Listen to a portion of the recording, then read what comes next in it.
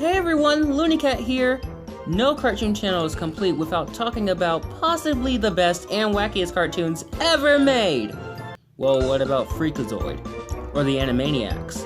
Or Woody Woodpecker? Fish off, Garfield! Whatever. So join Rascal and Mama as they delve into the crazy world of Looney Tunes. Enjoy!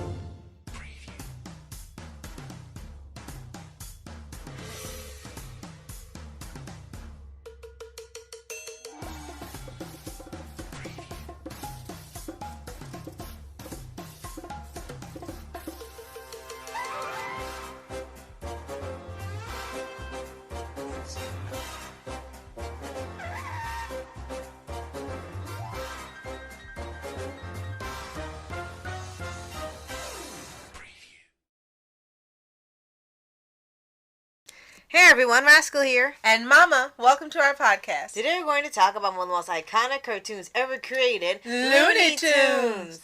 This show has been going since 1930. Whoa!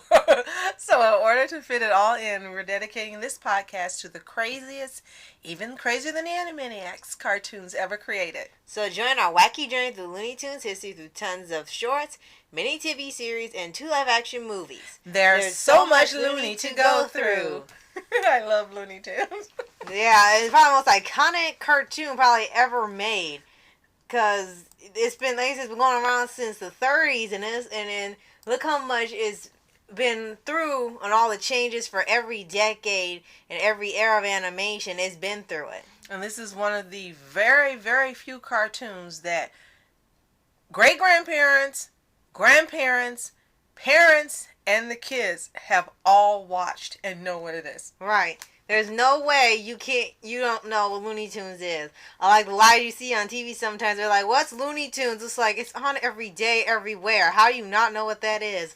Is it too mainstream enough for you? And it's the only cartoon that's older than Disney. Right. So the only franchise that's older than Disney. So Looney Tunes, gotta love it.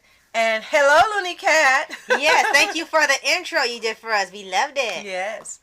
So we'll start off, as you said, we can talk a little about the history. When Looney Tunes first started out, the animation was black and white, and the characters looked slightly different. They were not as thin as they became later. Their features weren't as defined, and characters such as Elmer Fudd weren't in there in the beginning. There was actually another hunter who didn't do well as a hunter. Right. And he was switched to another character, and then Elmer Fudd came in, who was perfect as the hunter for the Wascally Wabbit. Yeah, be very, very quiet. So, I know I always watch the older Looney Tunes series with you, especially if we got them on DVD. And we have all these little collections they have. And there's like a ton of DVDs because there's been cartoons for years. Right. Every time you turn around, there's some platinum collection, gold collection, diamond stud collection. There's always some collection of Looney Tunes. You just want one where it has every cartoon ever made before they started doing syndicate TV shows. That's what you want, but I know it's probably about $1,000. It probably would be, because whenever one of the other collections comes out, as you mentioned, it ranges between $40 and $60. And right. Yeah, so it probably would be really, really expensive to purchase it. And then I think even then, we probably wouldn't get every single animated short or movie that's been in there. Right. They just wouldn't do that. But that would be an awesome collection. Absolutely awesome. As you mentioned, they started in 1930, what was called the Golden Age of American Animation. And when this started, you had the legendary greats Bob Clampett, Tex Avery, Fritz Freeling, Chuck Jones. And even if you have never seen what these people look like, whenever you've watched a Looney Tunes animation or movie, you've seen the names pop up. And although many of these men have now passed on, still their legacy is here. Right. Still, when you hear their names, you know them. And then the voicing greats of these wonderful characters. Yeah. June Foray, B. Benadret, who used to be on Petticoat Junction, our Nana used to watch. Stan Freberg, and most notably and most famously Mel Blanc, the man of 1,000 voices. Right, because he's pretty much almost every Looney Tunes character on there, plus Woody Woodpecker as an extra. And it's amazing how he sounded different with every character he did. He's kind of like the Golden Age D. Bradley Baker or Tom Kenny. He could sound like a different character and would be flawlessly like it was several different people and not just one guy. Right. And we just need to mention briefly that Looney Tunes is owned by Warner Brothers Studios, one of the big three that originally started out back in the 30s. Warner Brothers, MGM, and which is Metro-Goldwyn-Mayer, and Paramount. So Warner Brothers has been around a long time. Right. And you've seen their logo on many other cartoons we love, many of the movies we love, TV series that are on, like on the CW. So, I mean, these are the heavy hitters. These are people who no one can touch.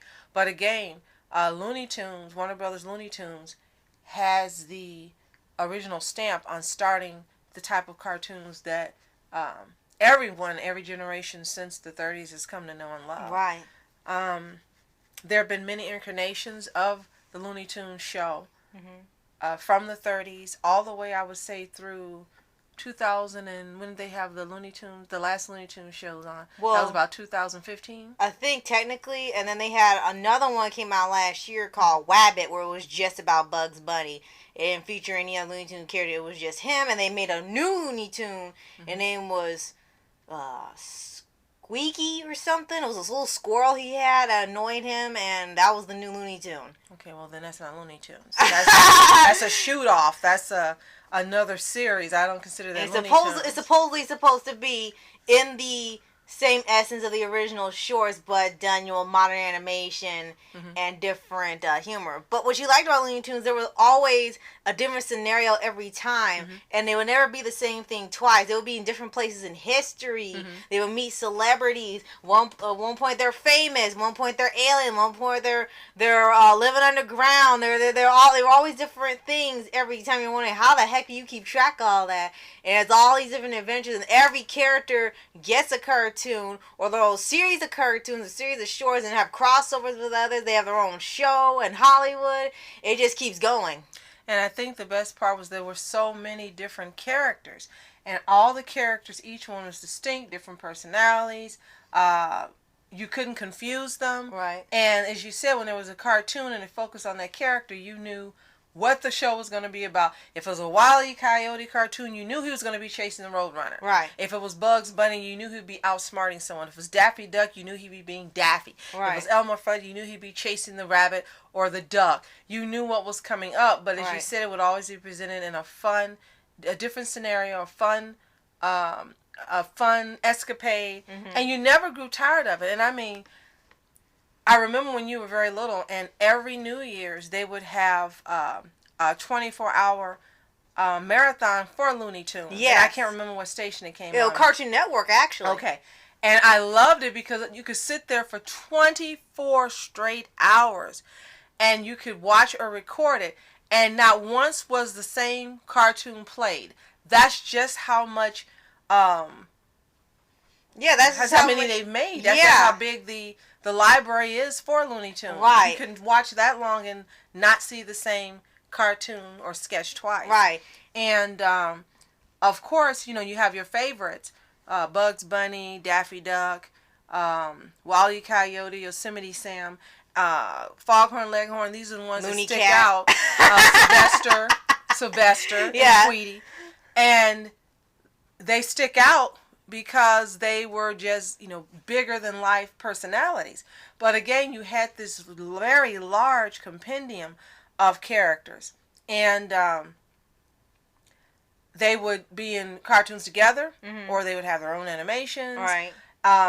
But no matter when you saw them or how you saw them, you just loved it and thought they were hilarious.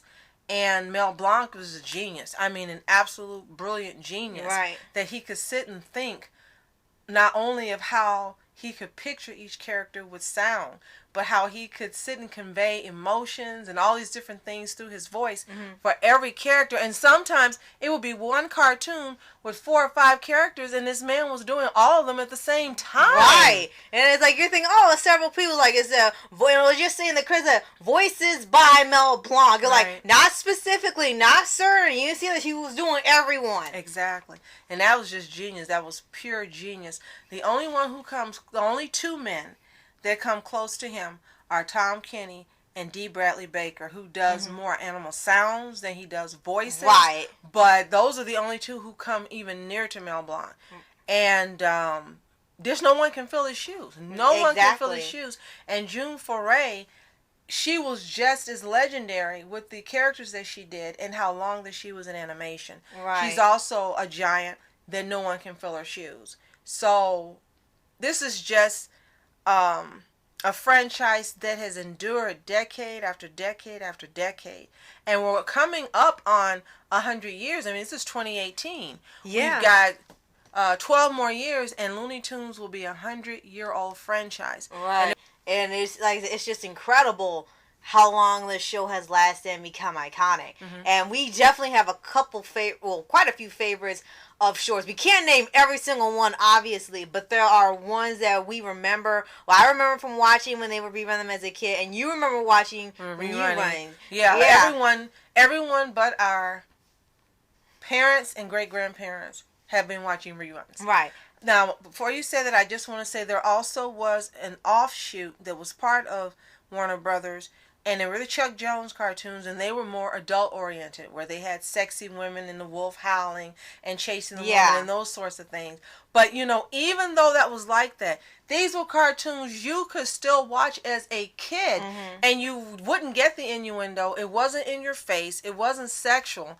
It was geared toward adults, but it was still clean enough that you could sit and laugh at these cartoons and be permitted to watch them. Now, if that's not genius creation, where you can have it in there and it's not obvious and it still be watched across the board, I don't know what is. Right? So let's talk about, as you said, some of our favorites. Just a couple. Right. I know the one all we got mentioned is it was a Bunny of the Opera, and it was like, kill the rabbit, kill the rabbit, kill the rabbit. Yeah. And everyone has that. They don't do the original really anymore. They always do Elmer Fudd's interpretation of that.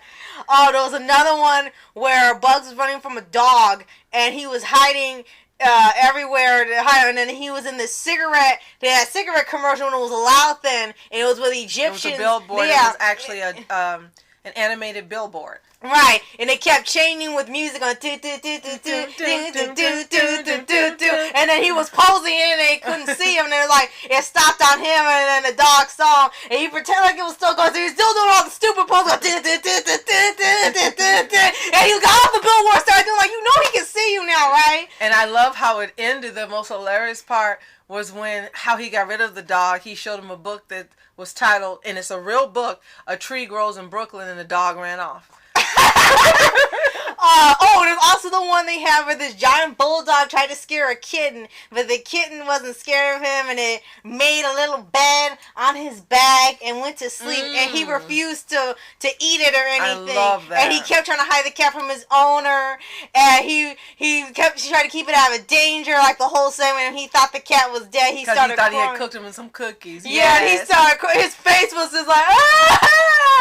And the kitty started on his back, and he was so happy that the kitty wasn't dead. And I can't remember what his name was, because she kept calling his name over and over. I think it was Rex, Buster, so it was a basic dog name. And she was like, oh, your little friend, you want to keep your little friend. Oh, it's so cute. And you can, but you have to feed him and clean him and blah, blah, blah. And he was looking like... He's like, yes. He's like,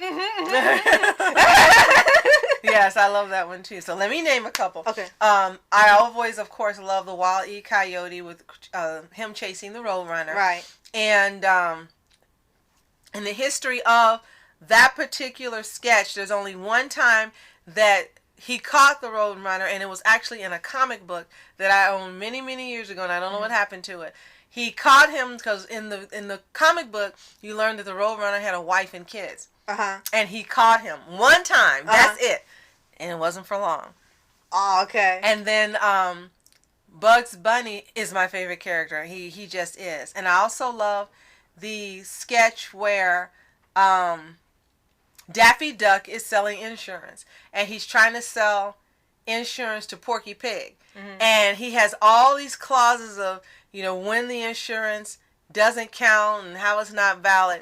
And he said the only way this insurance would be valid if lightning struck and blah, blah, blah, and blah, blah, blah. And all of a sudden, all these things line up at the same time, and Porky Pig comes to collect and he passes out. And so they will always put these real life scenarios and things that could happen, but they would have this wonderfully fun play on them, and it was absolutely hilarious how they would do it. Don't forget, monsters live such interesting lives. Yes, that's my favorite too. There's so many interesting lives. And then they had, when I was a kid, reruns that they showed of cartoons they had during the 50s. And it was like cars of the future and televisions of the future. And today, I still would love to see those because they were hilarious. Of course, none of those things came true, but they like had a television where if it was a sexy woman on it, and you wanted to see the bottom, you would open the doors when they had the cabinets, and her legs would be beneath you. And it was just the craziest things they would come up with. Those were the best. But I've even looked on YouTube and can't find them. But if any of you out there watching know where these sketches are on YouTube, post a link for us in a comment in this description, and please let us know because we'd love to see it. I love for Rascal to see it. She's never seen any of these. Oh, yeah, that's true. And now, they also branched off later on in the 2000s. They began branching off in the 90s. They began branching off into doing theatrical movies with Space Jam, the Back in Action, which was made in 2000s. Looney Tunes Back in Action. Yeah. And as much as people didn't like Space Jam, I have to say Space Jam was made in the 90s when Michael Jordan was at the height of his career. Right, that's correct.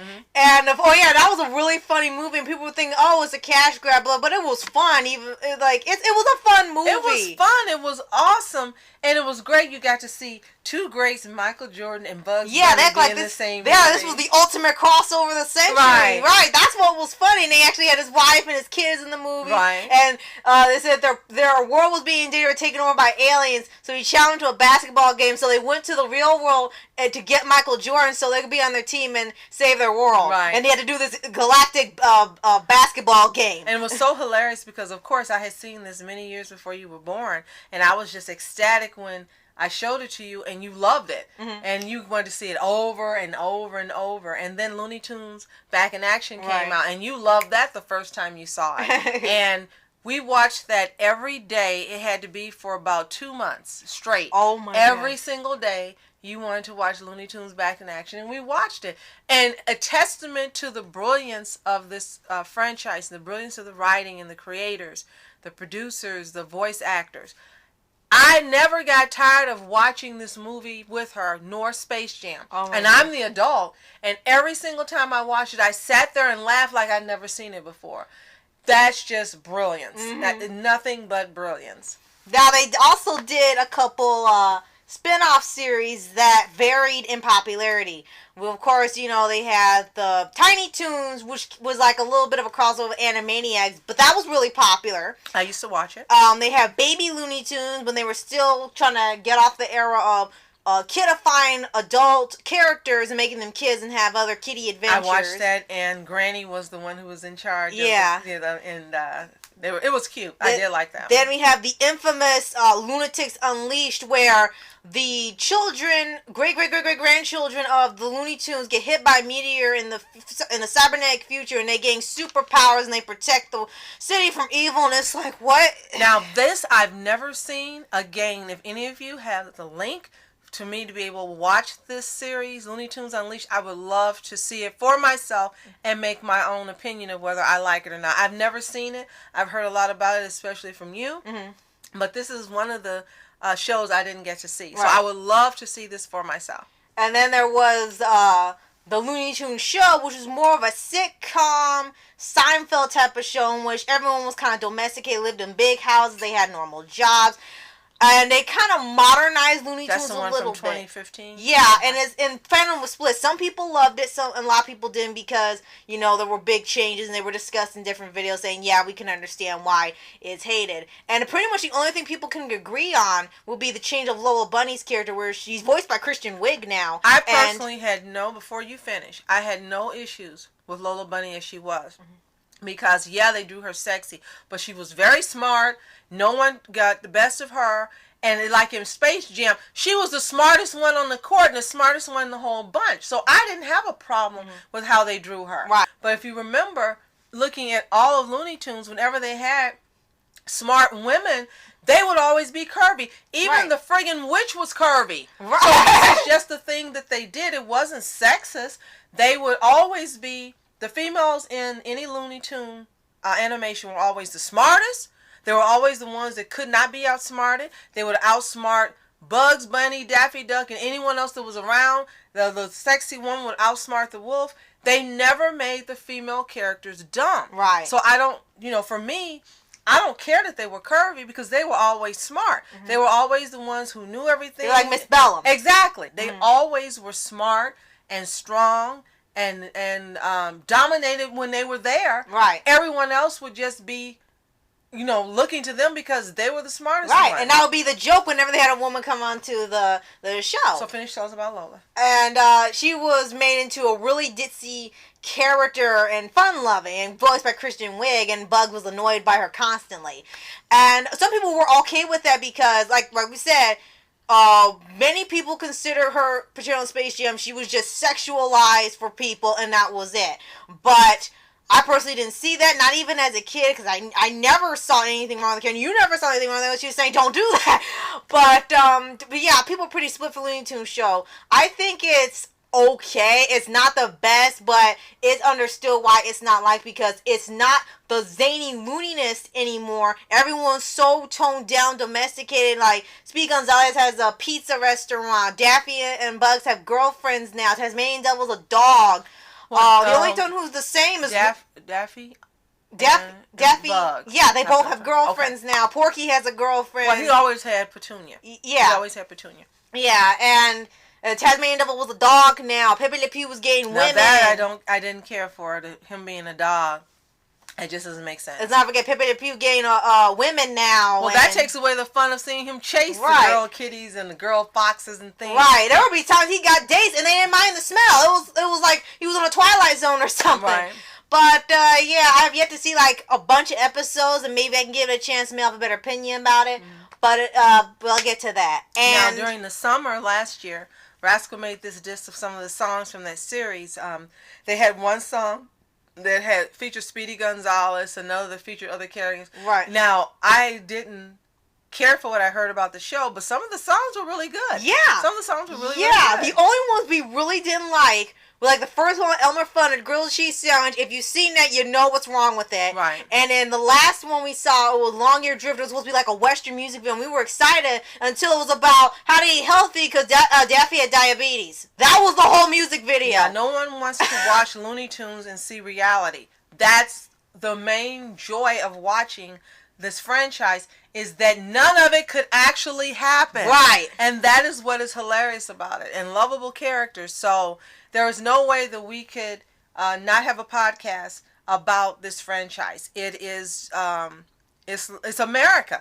Looney Tunes is America. Right. And you had this, again, these different directors and producers and voice actors all hailing from different countries. It's wonderful. If you want a representation of what America was in the early days, Looney Tunes is it. And they created this brilliant franchise that almost 100 years later is still going strong. Now, if you could just stop trying to put reality into it and just go back to what made it great in the beginning, Looney Tunes will be back in action. Right. So, is there anything else we need to add? Well, we already talked about the Wabbit cartoon, and I haven't really seen it. I don't think it really made it because I barely see it anymore. That's supposed to be going back to the focus of where Bugs Bunny was just causing mess for other characters, but something was just up with it. And especially when they put the period at the end of Wabbit. Whenever they put the period at the end of a title, usually means it's going to be boring. Like the Muppets on ABC. Or they put a period that means don't expect anything exciting to happen in here. That's usually what it means. Well, one other thing I like to bring up is the brilliance of their marketing. They had brilliant marketing from the beginning. Mm-hmm. These guys are the blueprint for how to market your characters. You base your characters on the marketing, not your marketing on whether the character lives or dies or gets canceled. They did not sit and base how much money they were going to make on the marketing on whether that character was popular, whether they should put it out or not. They had stuffed animals and lunch boxes and comic books and everything you can name of on every single character in the franchise. Right. Cartoon Network needs to listen. You don't cancel a show because you don't think you're going to make enough money off the marketing. You have a good show, a great show that people love. You put the crap out there and people will buy it because they love the show. When you start basing your marketing lines, your merchandising is based on how much you're going to make because you think someone's going to like it, rather than, hey, we're going to put this out because people love this show, not we're going to put this out because we're going to cancel this show because we don't think we're going to make enough money off of toys. Yeah. They lost a lot of shows due to that. The main product should be the show. And then the marketing is the marketing. And Warner Brothers and Looney Tunes creators got that. And the marketing was just phenomenal. Everything you could think of. I mean, anything you could think of. You could wear, you could use, or whatever. It was out there. And it wasn't tacky. And that was the great thing about it. None of the stuff they had out was tacky. Right. Some of it was ingenious. And to this day, you can still see Looney Tunes, notebooks and different things like that. The marketing was based on people like these characters and people like this show. So, because of that, we're going to do some merchandising. Right.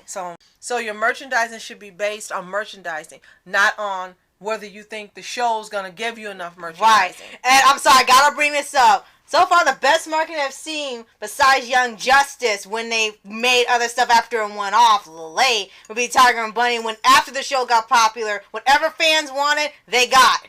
Everything, even if it sounded ridiculous to some people, they got. But see, Young that's Justice the beauty was the of same. Japan. So this is another case where America needs to live and learn, because that is smart.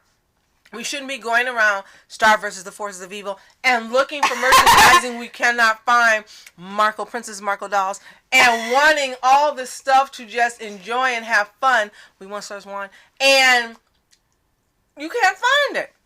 Go searching online on Amazon and different places, Voltron Legendary Defender, and we cannot find what we want, Shiro merchandise. This is just ridiculous. America, come on, wake up. You're missing a lot of stuff. Right. And then we get emails and posts of all these wonderful things in Japan. What's wrong with you? And you can't have it for us, and it's an American cartoon. Right. It's like, what are you trying to say? We're not good enough for your merchandise. Really? So wake up, take a listen, and just give us what we want. I don't understand, Disney, why it's like this. I mean, I don't. We've just got money and things, and we're itching and burning to buy merchandising that doesn't exist. Right. So, now that I've had my rant, you can finish. Okay. Well, long story short, Looney Tunes is one of the greatest... Watch Tiger and Bunny. Oh, Looney Tunes is one of, and possibly the best, animated cartoon of all time. It's been around for decades for people to love. It appeals to every audience, every age, no matter what time, no matter where you are, who you are, you love Looney Tunes because the comedy is legendary and its legacy is legendary. Absolutely. Everything they do pretty much is hilarious, and we will always love Looney Tunes. Even if there becomes the rare time where it's no longer on, we'll forever have almost 100 years of Looney content to watch. And up until 2015, when you had these new owners deciding to revamp the franchise, they were another great example of, if it's not broken, don't fix it. Right. There was nothing wrong with it. What made them such a strong franchise is that they didn't change things. They stayed with what worked all the time. The only thing they did do, as we mentioned in the beginning, they updated the animation. So finally, that wraps it up for us.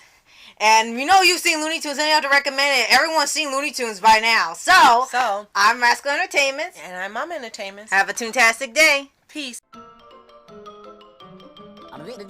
That's all, folks.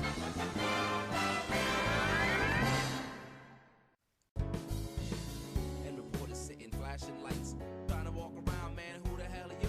What you wanna do? My man, it's on you. Man, it's on you. Hit her in my dreams. She was my queen. A castle in the mountaintops, rivers and streams. Plucking sunlight from the sky in my pocket. Give it to